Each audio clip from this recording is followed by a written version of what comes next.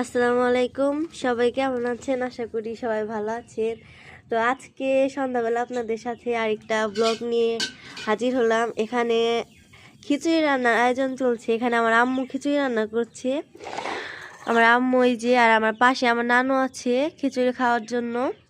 তো এখানে খিচুড়ি খাওয়ার জন্য উপকরণ যাকে বলে বাংলা ভাষায় হচ্ছে নরম খিচুড়ি। এখানে আমরা সবজি নিয়েছি অনেক পদের, আর এখানে আছে আদা রসুন বাটা, পেঁয়াজ কাঁচামরিচ এবং পরিমাণ মতো চাল ও ডাল। আর এখানে আমার মা একটা পাতিলের মধ্যে তেল দিয়ে দিচ্ছে। আর এই যে এখানে একটু আমাদের রান্না করা গরুর মাংস ছিল, সেটা দিয়ে রান্না করব।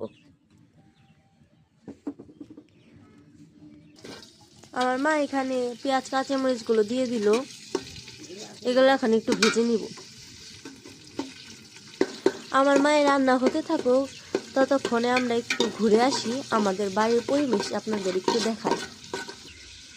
তো আমার মায়ের রান্না হতে থাকুক, আমি আপনাদের দেখাই আমার পছন্দের একটা জায়গা। এটা হচ্ছে বাজিগার পাখি। এখানে হচ্ছে আমাদের বাসার একটা কোনায় হচ্ছে এই বাজিগার পাখিটা রাখা হয়েছে। পাখি দুটো অনেক সুন্দর। তাছাড়া আমাদের অনেক ধরনের ফুল গাছ রয়েছে, এখানে গোলাপ গাছ রয়েছে। এই গাছটার নাম আমি জানি না, পরিচিত না আমি এই গাছটার সাথে।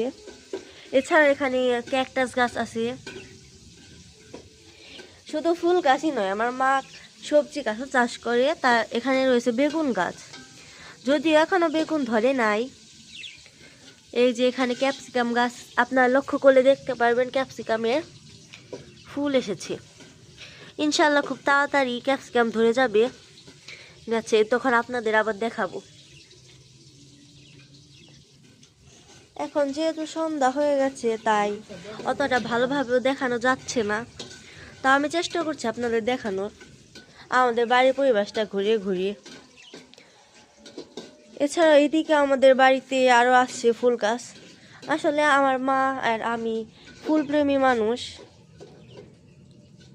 এইটাকে বলে ডালিয়া ফুল, খুবই সুন্দর এটা। এই যে গোলাপ ফুল, গোলাপ ফুল তো কম বেশি সবারই পছন্দের একটা ফুল। অনেক দিন হয়ে গেছে ফুলটা ফুটেছে, তার জন্য ঝরে পড়ে যাচ্ছে, আর সন্ধ্যা হয়ে যাচ্ছে, এজন্য ক্যামেরাটাও ক্লিয়ার আসছে না। যাই হোক, আপনাদের আর ফুল গাছ দেখাই। এখন আপনাদের আরেকটা গোলাপ ফুল দেখাই। এটা হচ্ছে হলুদ গোলাপ ফুল। এটা আমাদের বাসায় কিনে আনা হয়েছিল প্রায় 6 মাস আগে। এখন